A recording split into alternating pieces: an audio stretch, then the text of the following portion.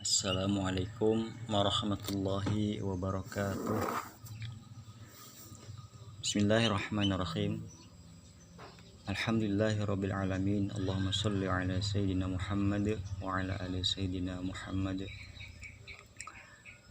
Sahabat YouTube yang dimuliakan Allah Subhanahu wa taala, semoga kita selalu diberikan taufik dan hidayahnya oleh Allah dan dijadikan orang yang soleh, orang yang baik-baik, yang taat kepada Allah Subhanahu wa taala.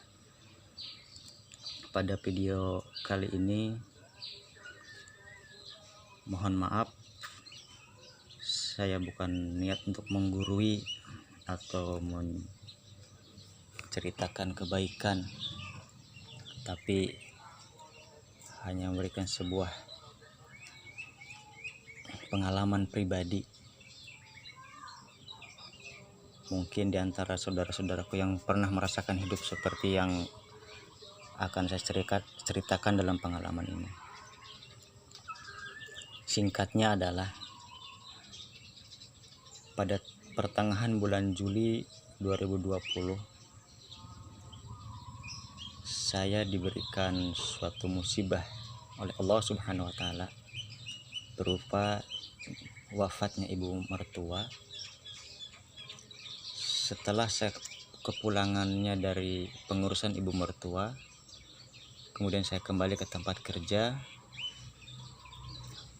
Selang 2 hari saya mendapatkan seorang utusan kantor dari kerja saya membawakan surat dan ditujukan kepada saya. Dengan rasa penasaran, saya pun segera membuka apa isi surat itu tadi. Subhanallah, dengan ketentuan Allah, begitu saya buka, isi daripada surat itu tadi adalah bahwa pada hari itu tanggal 15 saya kena PHK tanpa ada pemberitahuan sebelumnya. Saya terasa sontak dan terkejut dan sempat menjadikan bahan pemikiran yang membingungkan. Yang saya pikirkan adalah saya khawatir bagaimana kalau istri sampai tahu dengan adanya saya di PHK, karena kalau saya ceritakan kepada istri takutnya tambah shock karena baru saja kematian seorang ibunya. Akhirnya sampai 2 minggu saya tidak bercerita sama istri, dengan pikiran yang masih mengambang harus apa, cerita apa, dan kerja apa nanti untuk meneruskan kegiatan mencari kehidupan. Akhirnya saya teringat punya satu kawan yang beliau itu bertugas di salah satu kantor Basnas, dan alhamdulillah adalah beliau seorang ketuanya. Alhamdulillah juga saya dapat punya nomor beliau itu tadi. Akhirnya saya telepon beliau dengan sembunyi-sembunyi, saya di belakang rumah tanpa diketahui istri. Saya telepon beliau pun mengangkat telepon dengan menanyakan, "Ada apa mas, kok tumben?" Kemudian saya ceritakan kronologinya bahwa begini kalau saya kena PHK kan. Saya bilang yang menjadi saya telepon bapak ini ada tidak lain, sekiranya bapak bisa membantu karena saya kena PHK, tidak dapat tunjangan karena saya seorang karyawan kontrak, tidak dapat pesangon dan sebagainya. Jadi saya ceritakan mudah-mudahan bapak bisa membantu saya. Nah, kemudian beliau menjawab, "Jadi rencana mau buka usaha apa mas?" Saya katakan sama beliau, ya sekecil apapun saya, yang penting ada kegiatan usaha, entah apapun itu. Nah, kemudian kata beliau, "Butuh berapa?" "Sekarang begini saja," kata beliau kan. Katanya, "Sampean catat saja apa yang diperlukan dari perabotnya, kemudian termasuk produknya pun catat saja. nanti bikin proposal, diantarlah ke kantor saya. Kata beliau, nanti kalau aku sudah kembali ke kantor akan dibantu. Alhamdulillah kantornya itu tidak jauh dari tempat saya tinggal, kurang lebih 3 menit kalau bawa motor. Sampailah saya di kantor sana, disambutlah oleh seorang asisten beliau. Saya katakan sama Pak Asisten, Pak, saya mengantarkan berkas ini yang berupa proposal atas perintah Bapak Ketua. Karena Bapak Ketua sedang di kampung, nanti katanya setelah kembali ke sini beliau yang ngurus. Oh ya sudah.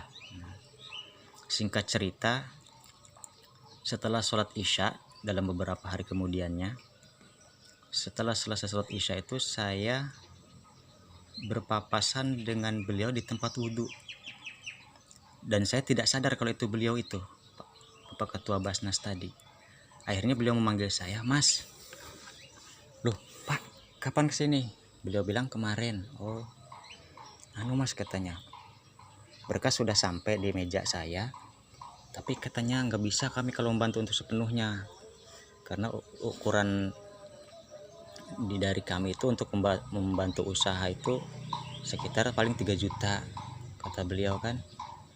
Akhirnya saya jawab dengan lapang dada, saya bilang nggak masalah Pak kalau memang sudah dibatasi pendanaannya, tapi saya bilang seandainya itu dana yang 3 juta itu tidak mencukupi, mungkin akan yang 3 juta itu akan saya bahasanya pinjam, mungkin dicicil caranya untuk lunasinya.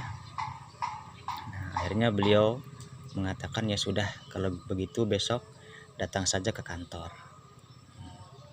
Nah, setelah itu pulang dari masjid, saya ke rumah tuh badan terasa lelah, ngantuk. Akhirnya saya bikin kopi, karena terasa ngantuk. Saya bukan tidur, malah bikin kopi. Jadi jam 12 tuh nggak bisa tidur. Tapi bukan berarti memikirkan tadi, bukan. Karena memang nggak bisa tidur, jadi segar badan tuh habis minum kopi. Akhirnya jam 12 saya tidak bisa tidur. Saya ambil air wudhu, saya sholat sunnah 2 rakaat. Di situ saya mengisi kekosongan waktu saya, daripada nggak bisa tidur, saya baca sholawat sebanyak-banyaknya sampai menjelang waktu subuh. Sholawat yang saya baca adalah Shallallahu ala Muhammad, Shallallahu ala Muhammad, Shallallahu ala Muhammad, dan saya tidak menghitung berapa jumlahnya. Nah, setelah itu menjelang adzan subuh, saya ke masjid. Pulang dari masjid, karena semalaman nggak tidur, jadi saya sempatkan tidur. Apa yang terjadi, jam 7 pagi hujan setengah hari, baru reda jam 11 siang, sehingga saya gagal dan batal untuk datang ke Basnas, ke kantor Basnas. Alhamdulillah setelah duhur hujan reda. Begitu saya telepon, Pak ada di mana? Saya di kantor Mas, datang aja ke sini. Langsunglah saya bergegas ke sana. Setelah ke sana, saya disambut kembali oleh Pak Asistennya beliau. Ada apa Mas? Pak, saya barusan sudah telepon Pak Ketua, disuruh ke sini. Oh ya sebentar, karena beliau beda ruangan dengan asisten, dengan Pak Ketua beda ruangan. Akhirnya Pak Asisten masuklah ke ruang ketua. Dari situ gak lama kemudian keluar ke ruangan Pak Asisten kembali. Kira-kira 2 menit beliau keluar tuh sudah membawa secari kertas yang berupa kwitansi. Karena saya menunggu di ruang tunggu, di kantornya itu. Kata Pak Asistennya, Mas silahkan tanda tangan. Setelah saya tanda tangani, di atas itu tertulis nominal itu yang akan diberikan ke saya sekitar 5 juta. Subhanallah, barakallah. Disitulah saya gemetar, merinding, subhanallah.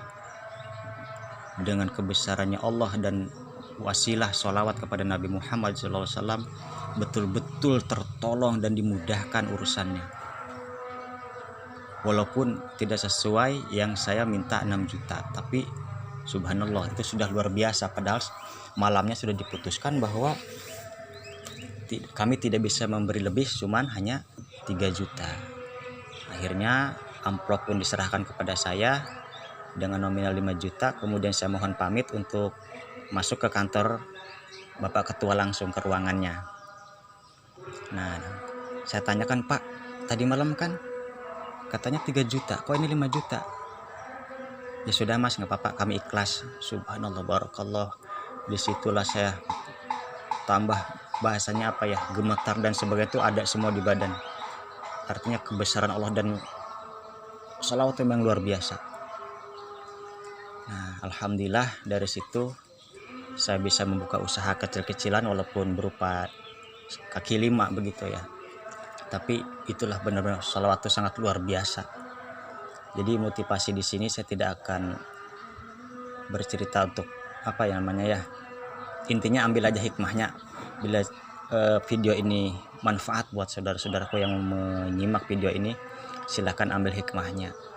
Dan mohon maaf sekali lagi bila penyampaian atau apa yang saya ucapkan kurang begitu banyak etika dan sebagainya, karena kami terus terang awam dalam berbahasa.